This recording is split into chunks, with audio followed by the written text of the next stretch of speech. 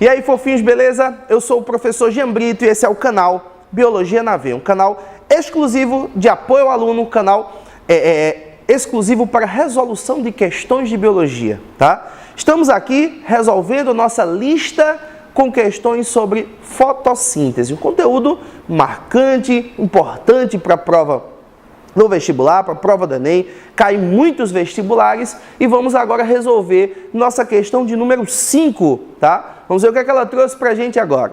A fotossíntese é o processo pelo qual a energia radiante do Sol é capturada e transformada em matéria orgânica. É, sem dúvida, fundamental para a existência da enorme diversidade de vida existente sobre a Terra. Sobre a fotossíntese, é correto afirmar que... Então, gente, vamos analisar cada proposição dessa questão, vamos ver o que ela está trazendo para a gente, tá bom? Letra A diz assim: as plantas C3 atingem suas taxas máximas de fotossíntese, TMF, em intensidades de radiação solar relativamente baixas. Pessoal, muitos alunos perguntam para mim a respeito dessas plantas C3, C4 e CAN, tá? Eu resolvi aqui separar um espacinho, colocar um resuminho para vocês sobre a ideia geral desses três grupos de plantas, tá bom? Vamos analisar um pouco, ó. A planta C3, gente, eu preciso que vocês lembrem que ela tem a fase escura da fotossíntese catalisada pela enzima conhecida como rubisco, tá? Quando essa enzima rubisco atua, essas plantas C3 na fase escura, elas favorecem a formação de ácido fosfoglicérico, um composto que tem 3 carbonos em sua composição. Daí o fato de a gente chamar essas plantas de C3, tá? Detalhe, ó, pessoal, essas plantas atingem uma taxa máxima de fotossíntese,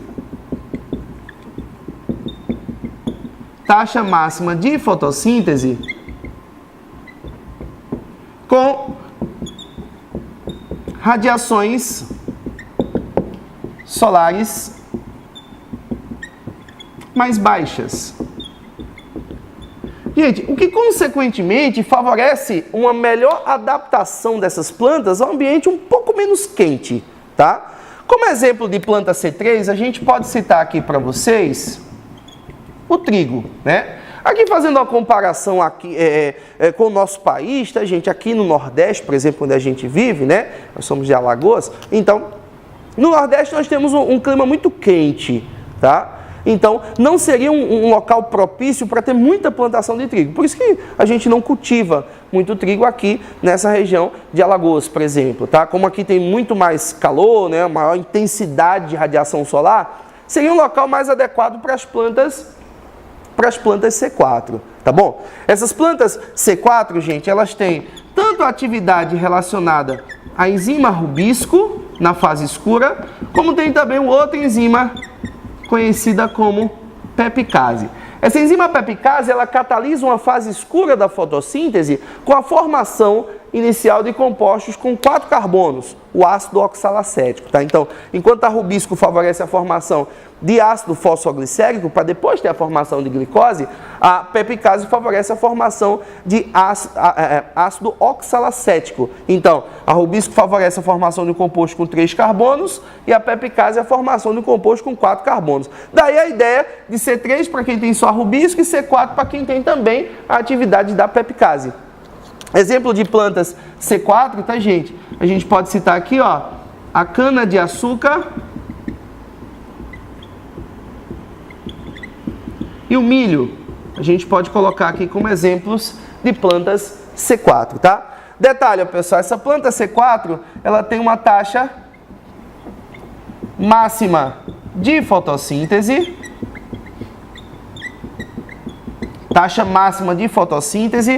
com radiações solares mais altas. O que faz com que essas plantas sejam muito cultivadas aqui no Nordeste, gente, que tem um clima um pouco mais quente, com a radiação solar um pouco mais intensa, tá bom? E a planta CAN, gente, olha, só para a gente citar aqui para vocês, a planta CAN é uma planta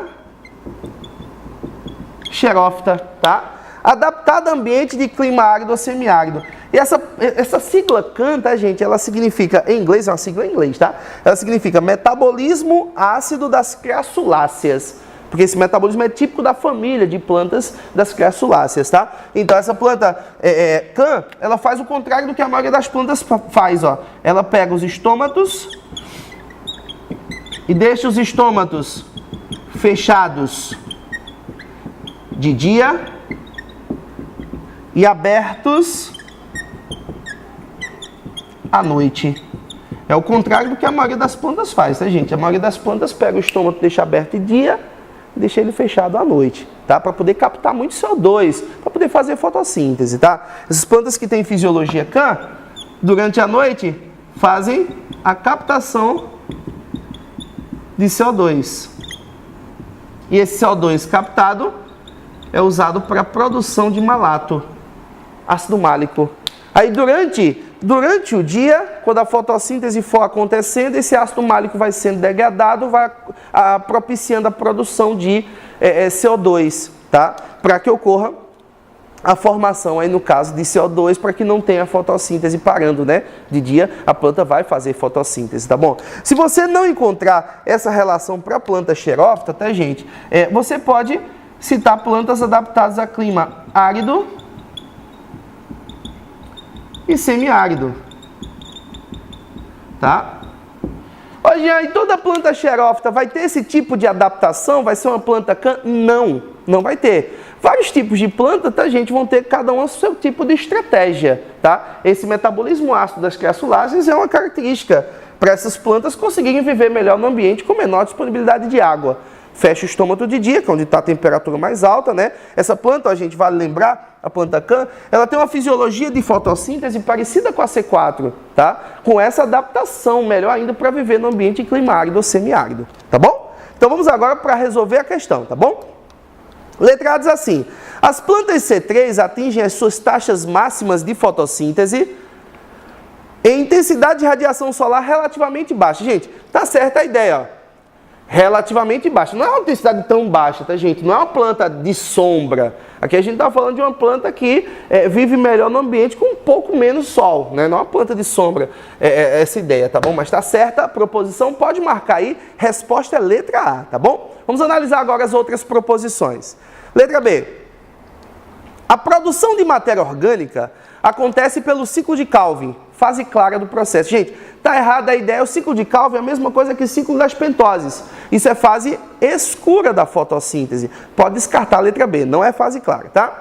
Letra C. As plantas C4 só atingem as taxas máximas de fotossíntese sob baixas intensidades de radiação solar. Gente, planta C4 está adaptada, como a gente viu agora há pouco, a planta C4 está adaptada para viver no ambiente com maior intensidade de radiação solar. Está errada a proposição da letra C, tá bom? E a letra D diz assim: a transformação de CO2 em matéria orgânica produz energia acumulada pelo ATP. Gente, para produzir matéria orgânica a partir de CO2, isso aí é um anabolismo. Essa reação é endergônica, na verdade ela não gera ATP, ela usa ATP. Lembra o seguinte, a fase clara da fotossíntese gera ATP para que a fase escura aconteça. Não só ATP, tá, gente? A fase clara manda também hidrogênios junto aos NADs reduzidos, né? O NADPH, que vai ser mandado para a fase escura, tá? Então a fase escura, ela não usa luz, mas precisa do ATP que é gerado na fase clara a partir da luz. Então, fase escura não produz ATP, utiliza ATP, pode descartar a letra D, tá bom, gente? Então, só confirmando aí para vocês, resposta da questão de número 5, letra A, pode marcar. E se você gostou da resolução dessa questão, se inscreve no nosso canal, compartilhe os nossos vídeos, vamos juntos estudando, eu e você, até a sua aprovação.